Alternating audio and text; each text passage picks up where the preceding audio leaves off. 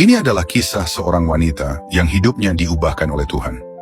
Ia adalah seorang pengikut setia Yesus, dan menurut Alkitab menjadi saksi pertama dalam melihat kubur kosong Yesus. Inilah kisah Maria Magdalena.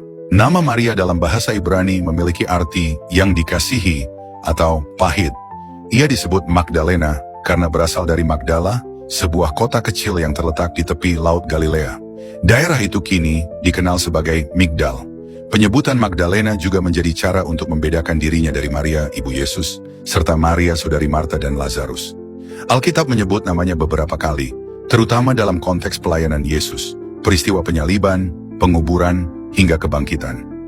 Meskipun tidak dijelaskan secara rinci latar belakang sosial atau keluarganya, dari keterlibatannya dalam rombongan pengikut Yesus, kita bisa melihat bahwa Maria adalah perempuan yang mandiri, yang mendukung pelayanan, bukan hanya secara spiritual, tetapi juga dengan hartanya. Pertemuannya dengan Yesus tercatat dalam Injil Lukas pasal 8 ayat 2. Maria pernah dirasuki 7 roh jahat, namun Yesus menyembuhkannya. Itu menandakan bahwa ia pernah menjalani masa lalu yang penuh penderitaan, mungkin batiniah, mungkin juga fisik, atau gangguan rohani yang berat. Tapi kasih dan kuasa Yesus memulihkan hidupnya sepenuhnya. Dan sejak saat itu, hidup Maria berubah. Ia menjadi pengikut yang setia, berjalan bersama murid-murid lainnya, melayani Yesus dengan sepenuh hati. Kesetiaan Maria Magdalena tidak hanya terlihat dalam masa pelayanan, tetapi justru pada saat-saat yang paling gelap. Ketika Yesus ditangkap, dan sebagian besar murid laki-laki melarikan diri karena takut, Maria tetap tinggal. Ia berdiri dekat salib saat Yesus disalibkan. Ia menyaksikan ketika tubuhnya diturunkan dan dikuburkan. Dan saat pagi-pagi buta, di hari pertama minggu itu, ketika hari masih gelap, Maria datang ke kubur. Di sanalah sebuah peristiwa luar biasa terjadi.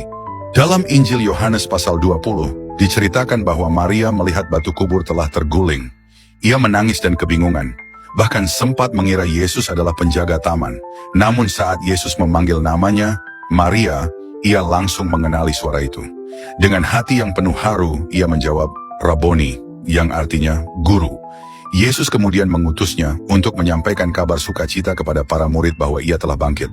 Karena itulah Maria Magdalena disebut sebagai rasul bagi para rasul. Seorang wanita yang pertama kali menyaksikan dan memberitakan kebangkitan Yesus. Selama berabad-abad, identitas Maria Magdalena sempat tercampur dengan tokoh-tokoh perempuan lain dalam Alkitab. Pada abad ke-6, Paus Gregorius Agung mengaitkannya dengan perempuan berdosa yang mengurapi kaki Yesus, serta Maria dari Betania, saudari Marta dan Lazarus. Namun studi Alkitab modern kemudian memisahkan ketiga tokoh ini dan memulihkan gambaran asli Maria Magdalena sebagai murid Yesus yang setia dan terhormat. Pada tahun 2016, Gereja Katolik Roma secara resmi mengangkat hari peringatannya menjadi pesta, gelar yang biasanya hanya diberikan kepada para rasul, sebagai bentuk pengakuan akan peran pentingnya dalam sejarah Injil.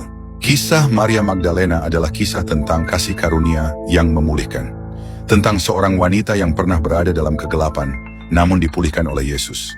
Ia tidak hanya disembuhkan, tetapi dipanggil, diutus, dan diberi kehormatan besar sebagai saksi pertama dari kebangkitan Tuhan.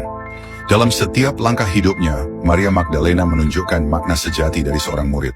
Ia tidak hanya mengikut ketika segalanya berjalan baik, tetapi tetap setia saat penderitaan datang. Dan dengan keberanian luar biasa, ia menyampaikan kabar sukacita mengenai kebangkitan Kristus.